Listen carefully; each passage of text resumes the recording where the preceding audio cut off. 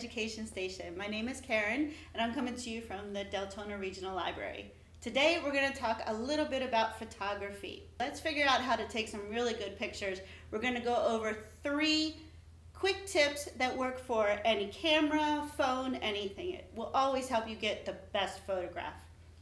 First one that we're going to look at today is the rule of thirds, and that has to do with framing your picture. Then we're going to look at focusing as to what you want to be the main subject of your picture. And then we're going to talk about lighting, how to make your pictures look the best.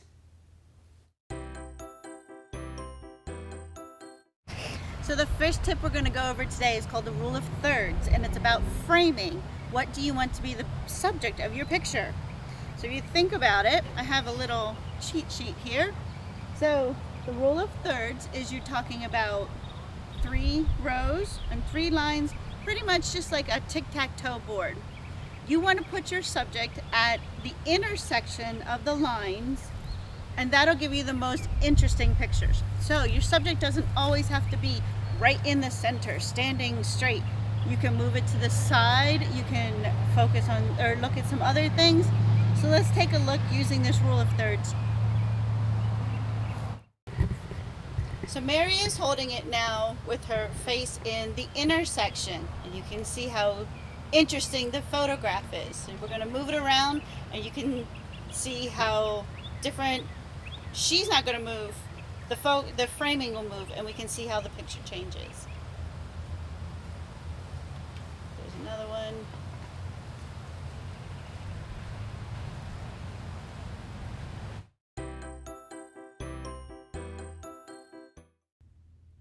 Focus is very important. It lets you decide what you want to be the main subject and how clearly you want to see it in your photograph. As you can see, we have 2 pictures of Mary here, taken at the same time in the same place, and the only thing is different is the focus.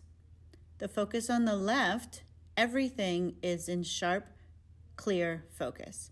The one on the right is using a special feature of the camera called portrait mode, where there's an autofocus feature that just goes in on the person or the face and blurs out the rest to make the portrait more interesting.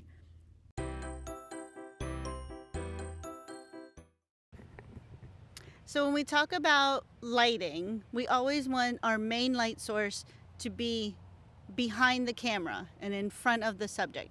As you can see in this picture, the sun is back and behind us, but as we move around and the sun starts to be behind the subject just goes into shadow and practically disappears.